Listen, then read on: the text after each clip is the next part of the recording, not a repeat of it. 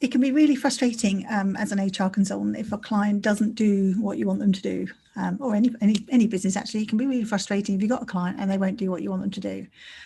There are a number of reasons for this, and there are a number of things you can do about it. I just want to talk about one of those today, which is about realistic expectations.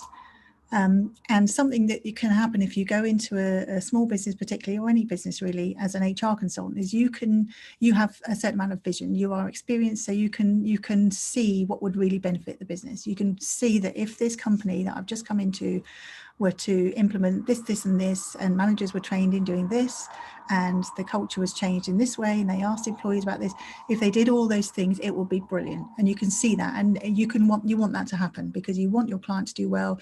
You want to see that difference that you can make, and that's really, really understandable. So there can be a tendency, both with HR consultants and actually with new people coming into an organisation for the first time as an employed HR manager, HR director as well. It can be the same thing. You can come in and have this vision about all these things that can make a difference.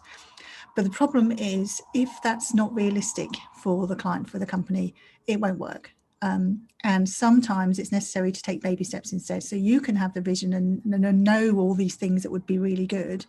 But if you're trying to implement too much too quickly, or ask them to do things that are too far away from where they've been before, they'll fail. If you suddenly say to managers who've been completely going off piste, making decisions, doing things that make you shudder, managing people really badly, if you suddenly say to them, no performance management, no absence management, nothing happening, if you suddenly say, this is now, we're now doing performance management, we're doing regular one-to-ones, we're doing, maybe continuous performance management, or we're doing appraisals, or all these sorts of things, and we're having this new sickness system where we monitor people's absence, and then we deal with it, and we do return to work interviews, and all of this.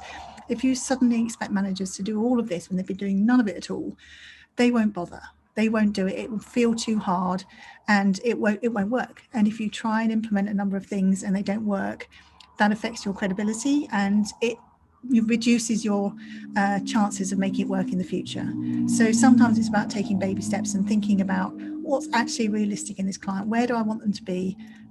Where does the business owner want them to be?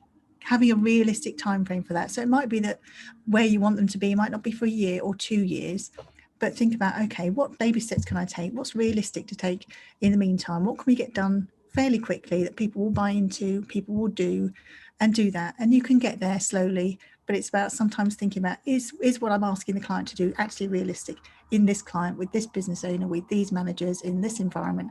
Is it realistic?